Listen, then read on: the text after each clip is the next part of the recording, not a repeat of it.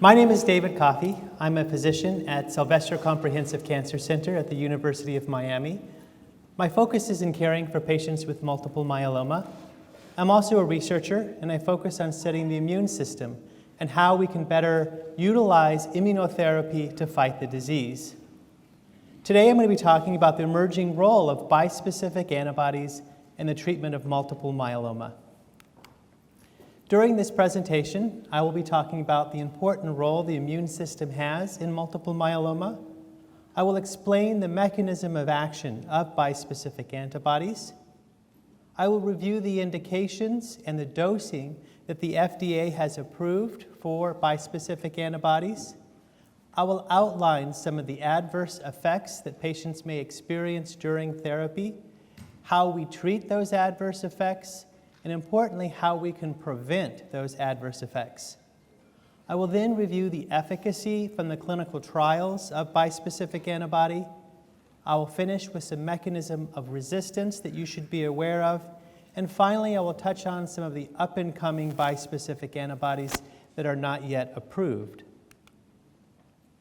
Since I'm the first talk, I thought I would give a brief introduction to multiple myeloma, although I know many of you in this room already know about the disease.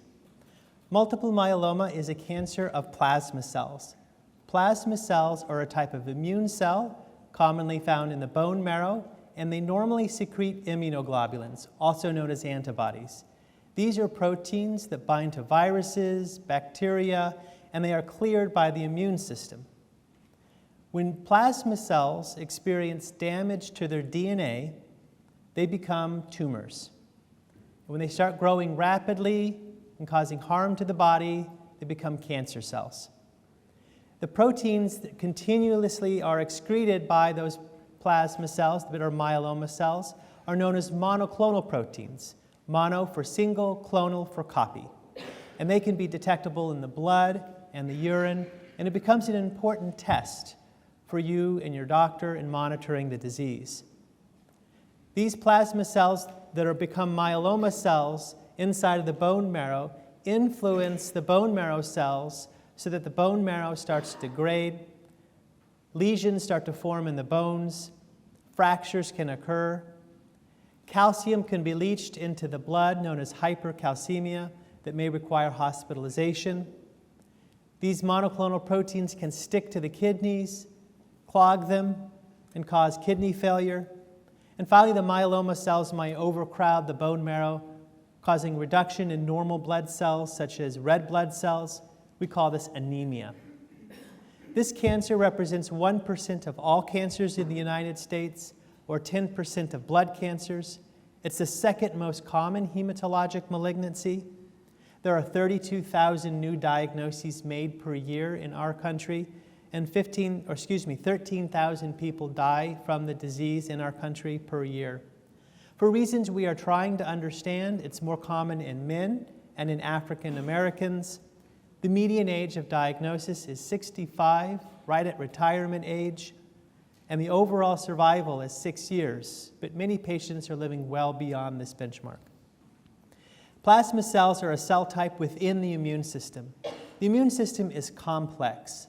The immune system is composed of multiple different cell types. You may think of it like a family tree, where the parent at the top is the hematopoietic stem cell. There are two major branches called the myeloid branch and the lymphoid branch. Within the lymphoid branch, you have T cells, B cells, natural killer cells, and plasma cells are a subtype of the B cell.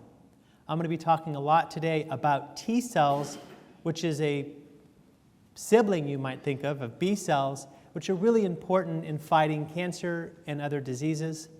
The myeloid cells include cells like neutrophils, which you may have heard about when you get blood tests, also very important cells in fighting infection.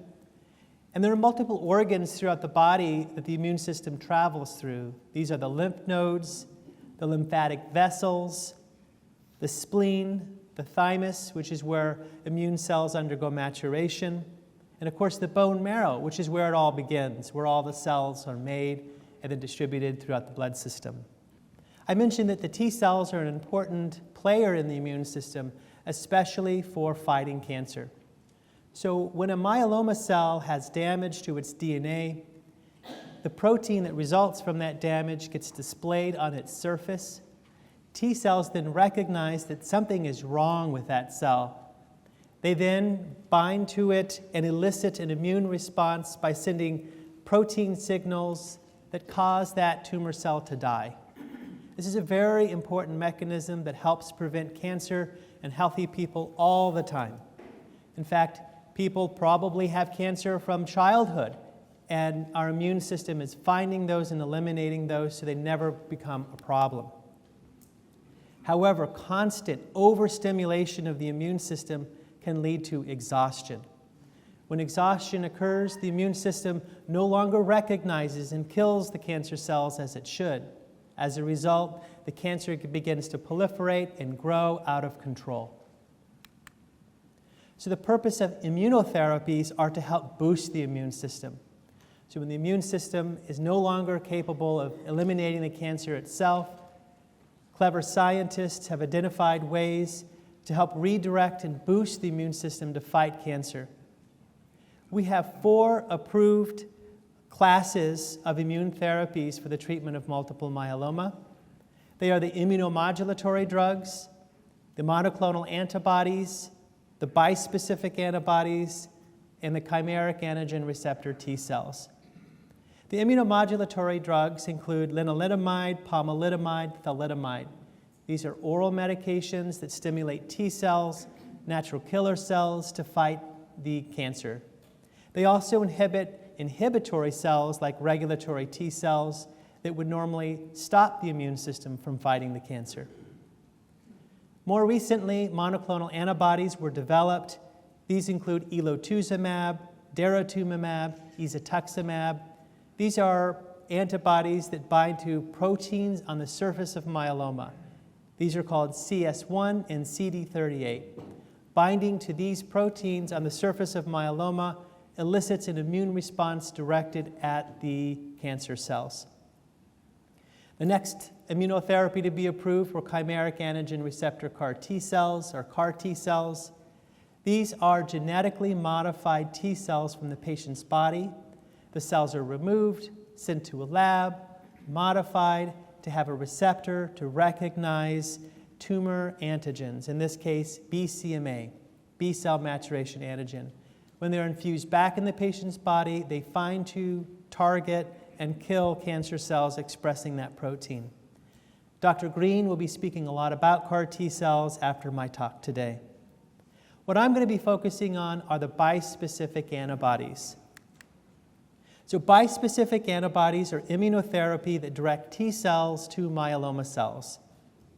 Here's a cartoon that shows what a bispecific antibody looks like.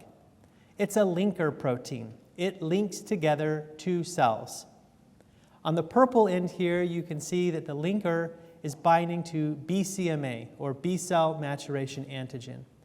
BCMA is a protein, and it's almost exclusively found on plasma cells and myeloma cells. So it's not found on healthy tissue like lung tissue or liver tissue. It's specific to these 2 cell types. It also binds to CD3 on the other end. That's the blue part of the molecule. CD3 is only found on T cells. So by binding T cells on one end and myeloma cells on the other end, it links them together. And that linkage causes an immune response directing the T cell activity at the myeloma and hopefully killing that cell. In the United States, there are 3 FDA-approved therapies for multiple myeloma. These are teclistamab, elranatamab, and talquetamab. I've shown here the brand name and the manufacturer for your interest.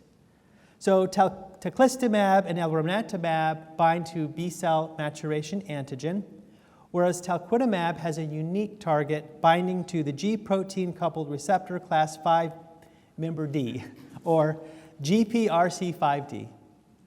Just suffice it to say that these 2 targets are exclusive to myeloma cells, and having different targets is beneficial in the event that one of the targets is no longer expressed on the myeloma cell. They were very recently approved in 2022 and in 2023.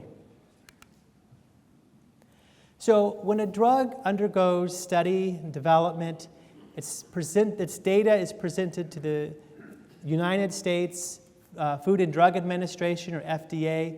They review that data, and then they make a decision as to whether or not to approve it. If it's approved, that means insurance companies should pay for that drug. But it's only approved in specific indications, and that indication is based on the study population. So if the study was done in patients with newly diagnosed disease, it will be approved in newly diagnosed disease. If the study was done in relapsed disease, it will be approved in that setting. And these therapies have only been studied and approved in relapsed or refractory multiple myeloma in patients who have had at least 4 prior lines of therapy. A line of therapy might be the initial induction. Another line of therapy might be a stem cell transplant. Another line of therapy might be maintenance, and so on.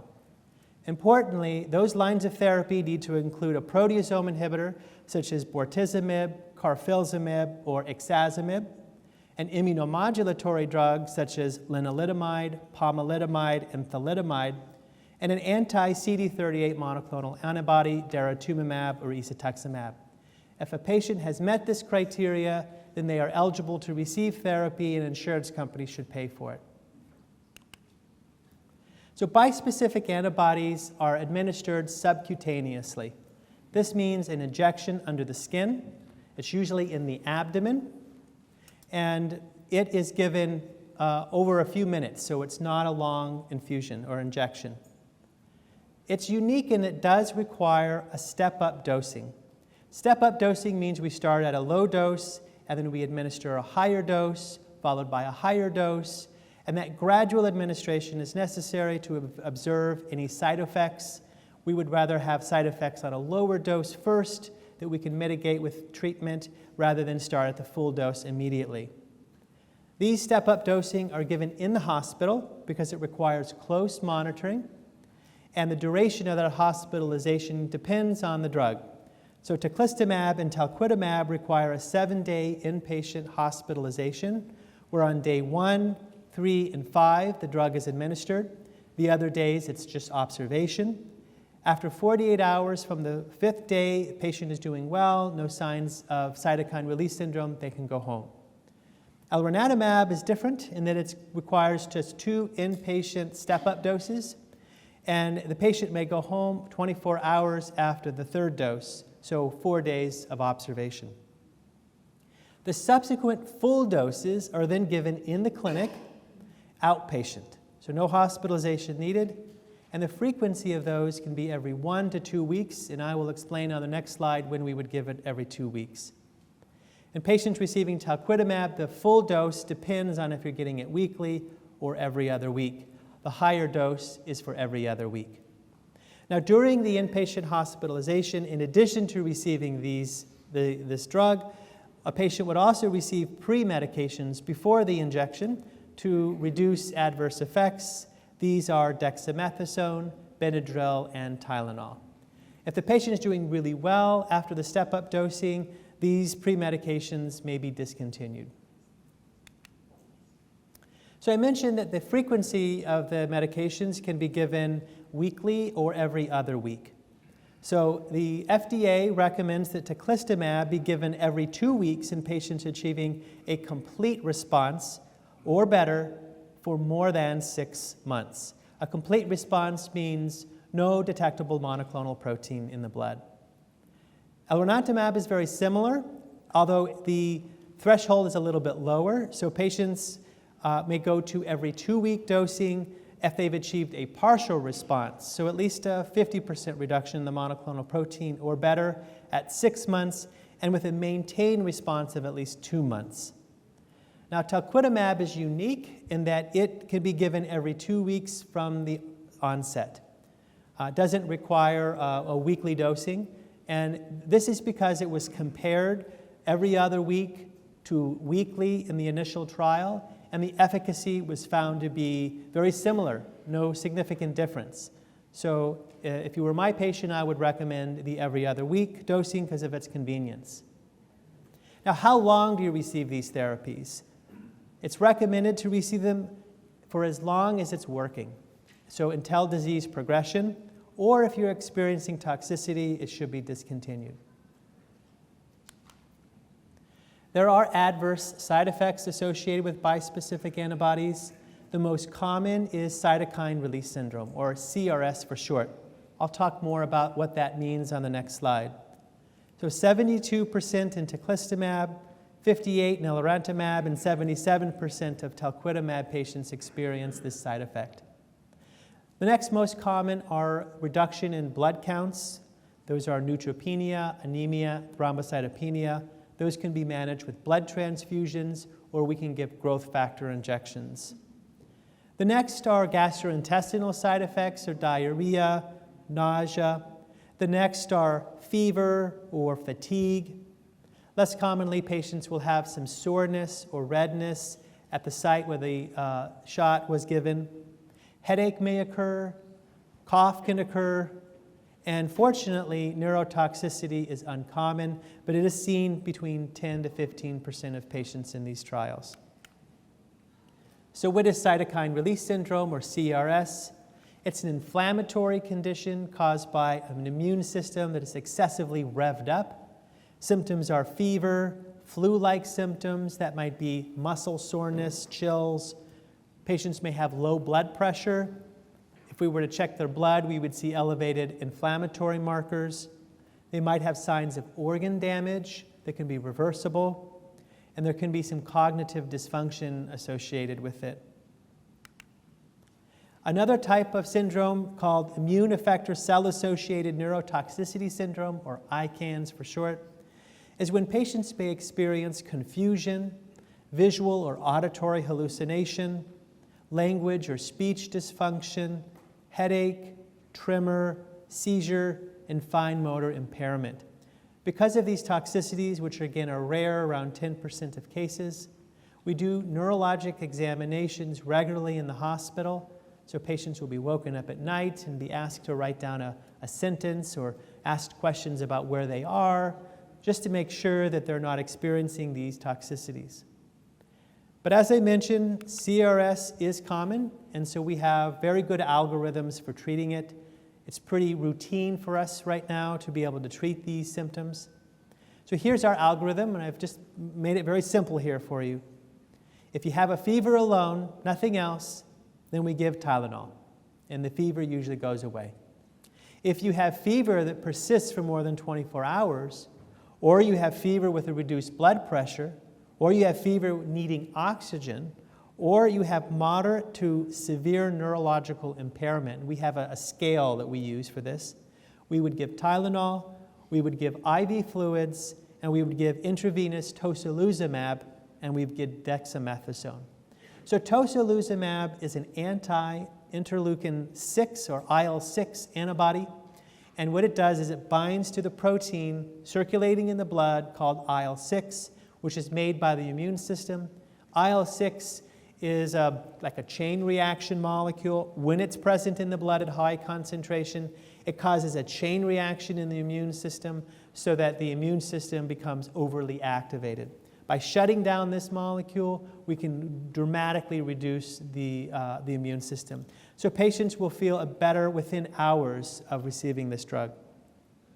But it can only be given in the hospital, not in the clinic. That's why we require that step-up dosing in the inpatient observation. So here are some efficacy results from the clinical trials. So one thing I want to point out, I'm going to give you numbers for the 3 trials, but they're not directly comparable because these were not head-to-head studies. So be aware that the patient populations may differ from study to study. Nevertheless, I'm going to present the data so you can see it all clearly here. So the median progression-free survival is the average time a patient is in remission after they receive the drug. A remission means the disease is still there, but it's in control. It's not causing harm to the patient. The patient's able to live a healthy, normal life, except having to come in for those weekly or every other week shots. So the median progression-free survival for teclistamab is 11.3 months. For elranatamab, it's 11.8 months. And for talquetamab, it's 7.5 months.